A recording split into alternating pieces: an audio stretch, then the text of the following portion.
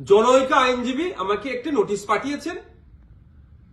তিনি বলেছেন 48 ঘন্টার মধ্যে যদি তার ক্লায়েন্টকে আমার বক্তব্য দ্বারা নাকি মিসলিড হয়েছে এই মর্মে বক্তব্য প্রত্যাহার, ক্লারিফিকেশন বা তার নোটিশের উত্তর না দিলে আমার বিরুদ্ধে আইনত ব্যবস্থা নেবে। আমি বলি 48 ঘন্টা কেন, 800 ঘন্টা কেন, আর 8 মিনিট কেন, আমি তার নোটিশের কোনো প্রতি উত্তর দেব না। আমার বক্তব্য যদি আইন বহির্ভূত হয়, আমার বক্তব্য যদি সংবিধান বহির্ভূত হয়, সিধে চলে যাক সে কোর্টে, আইনের মাধ্যমে তার সাথে আমার বোঝাপড়া হবে। আমাকে নোটিশ পাঠিয়ে কি ধমকানো চমকানো হচ্ছে? এই ধরনের অনেক নোটিশ আমি খেয়েছি। আমার নামে অনেক মারাত্মক মারাত্মক অভিযোগের মামলা নিয়ে আমি মাথায় করে চলছি, মিথ্যা অভিযোগ নিয়ে। উনি আমি ভয় পাই না। কেউ যদি মনে করেন নওশাদ সিদ্দিকীকে এই নোটিশ পাঠিয়ে ধমকাবো চমকাবো বসিয়ে দেব, আমি তাতে আমি ভয়ও পাবো না, আমি চমকেও যাব না। কারণ আমার অনেক দেখা হয়ে গেছে এইগুলো। কারণ আমি বলে যাই, আর কাকতলীয় ভাবে বলছি না, এটা বাস্তবিক হয়েছে। 2019 সালে কেন্দ্রের সরকার নিয়ে এসেছিল এক বিভাজনের বিল, সিএএ। যখন আমার বড় ভাইজান পিরজাদা আব্বাস সিদ্দিকীর নেতৃত্বে সারা বাংলায় যখন বিজেপির বিরুদ্ধে আন্দোলন আমরা সংগঠিত করেছিলাম, ওই সময় গভীর রাত্রে আমাদের বাড়িতে পুলিশের দ্বারা হামলা চালানো হয়েছিল। সেই রাত্রে আমি সুপ্রিম কোর্টে এসেছিলাম, তারপরের দিনে মামলা করব বিজেপির বিরুদ্ধে, কেন্দ্র সরকারের বিরুদ্ধে। আর এখন আমরা যখন এই ওয়াকফ সংশোধনের বিরুদ্ধে মাঠে ময়দানে গণতান্ত্রিক প্রক্রিয়ায় লড়াইয়ের বার্তা দিচ্ছি এবং আইনি লড়াই করবে বলে তার প্রস্তুতি নিচ্ছি, আমাদের বাড়িতে নোটিশ চলে আসলো। নোটিশ আসুক, 100 বার নোটিশ আসুক, এতে আমি ভয় পাই না।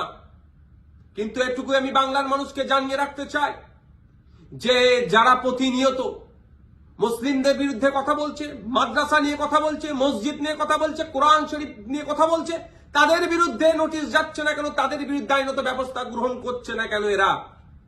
এরা তৃণমূলের মুসলিম বিধায়কদেরকে বিধানসভা থেকে চাংতলা করে রাস্তায় ফেলে দেবো বললেও তাদের বিরুদ্ধে আইনত ব্যবস্থা গ্রহণ করছে না, নোটিশ পাঠাচ্ছে না। আর নওশাদ সিদ্দিকীর কাছে নোটিশ পাঠিয়ে দিচ্ছে। ঠিক আছে, আইনি লড়াই আমি লড়ে নেব। আমার আইনের যারা বিশেষজ্ঞ আছে, সম্মানীয় বিকাশ রঞ্জন ভট্টাচার্য স্যার এবং সম্মানীয় শামীম দ্বারা কথা বলেছি, তারা আমাকে বলেছে তো আপনার কাজ হচ্ছে রাজনৈতিক লড়াই লড়ে যাওয়া, বাকি আইনি দিকটা আমরা বুঝে নেব। সুতরাং আইনি লড়াই কোর্টে আমিও বুঝে নেব। কিন্তু আমার প্রশ্ন, যারা প্রতিনিয়ত মুসলিম সম্প্রদায়কে, মাদ্রাসা মসজিদকে আক্রমণ করছে, বিষ উগলাচ্ছে, তাদের বক্তব্যতে হিন্দু মুসলমানের মধ্যে যে সম্প্রীতি, যে ঐক্য বাংলায় বিনষ্ট হতে পারে, তাদের বিরুদ্ধে কটা নোটিশ করা হয়েছে, তাদের কজনের বিরুদ্ধে আইনত ব্যবস্থা গ্রহণ করা হয়েছে, বাংলার মানুষ একটা জানবেন, আমিও জানতে চাইছি। শুধু তাই নয়, আমাদের রাজ্য সরকারকে, আমাদের রাজ্য সরকারের যিনি প্রধান মমতা ব্যানার্জি মহাশয়াকে একটা বক্তব্য শুনেছিলাম কি জঙ্গি যোগ না কি বলে দেখে দিয়েছিল, তখনও চুপ করেছিল। আর নওশাদ সিদ্দিকীর বিরুদ্ধে নোটিশ, ওই নোটিশ পাঠিয়ে আমাকে কেউ ভয় পাওয়াতে পারবে না। বিজেপির এই ওয়াকফ আন্দোলনের বিরুদ্ধে, সংশোধনী যে নিয়ে এসেছে ওয়াকফ, এর বিরুদ্ধে আন্দোলন জারি থাকবে। এই অসাংবিধানিক, অগণতান্ত্রিক এরা যুক্তরাষ্ট্রীয় পরিকাঠামোকে ভেঙে দেওয়ার যে সংশোধনী নিয়ে এসছে, এর বিরুদ্ধে লড়াই জারি থাকবে। যখন আমাকে খোঁচা দিয়েছে, আমি কয়েকটা প্রশ্ন বাংলার মানুষের কাছে তুলে ধরতে চাইছি এবং সর্বোপরি তৃণমূল কংগ্রেসের কাছেও তুলে ধরতে চাইছি, এর উত্তর দিতে হবে। আমরা জানতে পেরেছি বেশ কয়েকজন এমপি পার্লামেন্টে অনুপস্থিত ছিল, তাদের বিরুদ্ধে তৃণমূল কংগ্রেস দলগতভাবে কি ব্যবস্থা গ্রহণ করছে, কি নোটিশ পাঠাচ্ছে, কি শোকজ করছে, তাদের বিরুদ্ধে কি অ্যাকশন নেবে, সেটাও পাবলিক ডোমিনে দিতে হবে এবং কি নিচ্ছে সেটাও যেন জানানো হয়। দ্বিতীয় হচ্ছে, যারা পার্লামেন্টে উপস্থিত ছিলেন, টোটাল আমরা যতটুকু জানা আছে পার্লামেন্টে দুটো কক্ষ মিলিয়ে, লোকসভা রাজ্যসভা মিলিয়ে তৃণমূল কংগ্রেসের এমপির সংখ্যা প্রায় 42টি। এই 42 জনের মধ্যে কতজন ভোটাভুটিতে অংশগ্রহণ করেছে এবং যারা ভোটাভুটিতে অংশগ্রহণ করেছে কতজন ওয়াকফ সংশোধনী বিলের বিরুদ্ধে ভোট দিয়েছে না অন্য কোথাও ভোট দিয়েছে, সেটাও পাবলিক ডোমিনে পাবলিশ করা হোক, অর্থাৎ জনগণের সামনে তুলে ধরা হোক। তাহলে দুধকে দুধ পানিকে পানি হবে। নাহলে এই ধরনের ঘটনা ঘটতে পারে যে উপস্থিত ছিল ভোট দানের সময় এই ওয়াকফ সংশোধনীর পক্ষে বিরুদ্ধে না ভোট দিয়ে বিজেপিকে সুবিধা করার জন্য তাদের পক্ষে ভোট দিতেও পারে, বিশ্বাস নেই এদেরকে আমার। তাই এই ডেটাটা পাবলিক ডোমিনে দেওয়া হোক। আর 3 নম্বর যেটা, যে 2021 সালে এমএলএ বিধানসভা নির্বাচনের সময় বলেছিল বিজেপিকে আটকাতে হবে, ভোটটা আমাদের দিন তৃণমূল কংগ্রেস।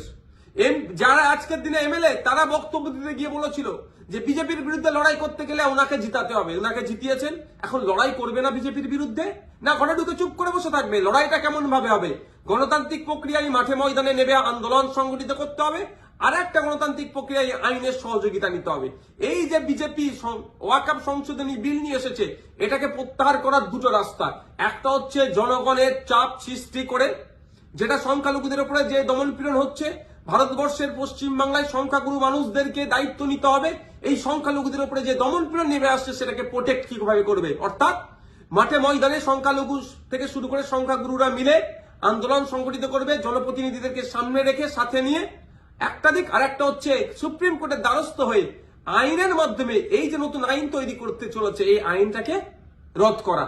এখন আমার বলার বিষয়, পশ্চিমবাংলায় 200-র অধিক তৃণমূল কংগ্রেসের বিধায়ক আছে।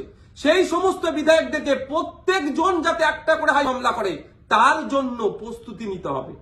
এবার আমি এটা তৃণমূল কংগ্রেসের সুপ্রিমোকে বলছি, তৃণমূল কংগ্রেসের দলকে বলছি এবং সাধারণ ভোটারদেরকে বলছি। ভোটের সময় কিন্তু এই সমস্ত এমএলএ গুলো প্রার্থী ছিল, তারা বলেছিল বিজেপির বিরুদ্ধে লড়াই করবে। আজকে বিজেপির বিরুদ্ধে লড়াই দেখানোর জায়গা হচ্ছে মামলা করতে হবে। এদের 42 জন রাজ্যসভা লোকসভা মিলিয়ে এমপি আছে, 42 আর এই প্রায় 220টা মতো, 250-র অধিক মামলা কিন্তু তৃণমূল কংগ্রেসকে করতে হবে। তার পয়েন্ট অনুযায়ী আমি বলে দিচ্ছি, এইটা চাপ তৈরি করতে হবে। আমি নওশাদ সিদ্দিকী যদি আমি একাধিক মামলার দায়িত্ব নিতে পারি, হাজার হাজার মামলা হবে ওয়াকফ সংশোধনী বিলের বিরুদ্ধে, সেটা আমি ভালো করে জানি, বিজেপিও জানে, তৃণমূল কংগ্রেসও জানে, আমি পাবলিকও জানে। কিন্তু তৃণমূল কংগ্রেস কটা মামলা করছে, না মামলা না করে বিজেপিকে জায়গা করে দিচ্ছে, সেটাও পাবলিককে দেখতে হবে। ভোটার যারা ভোট দিয়েছিলেন 2021 সালে, যারা ভোট দেননি তৃণমূল কংগ্রেসকেও, কিন্তু আপনার জনপ্রতিনিধি যারা এলাকায় আছে তাদের কাছে তুলুন আওয়াজ যে আপনাদেরকে মামলা করতে হবে। মালদা থেকে কংগ্রেসের একজন এমপি আছেন, তাকেও আমি অনুরোধ করছি, আপনিও সুপ্রিম কোর্টে চলেন, গিয়ে মামলা করবেন।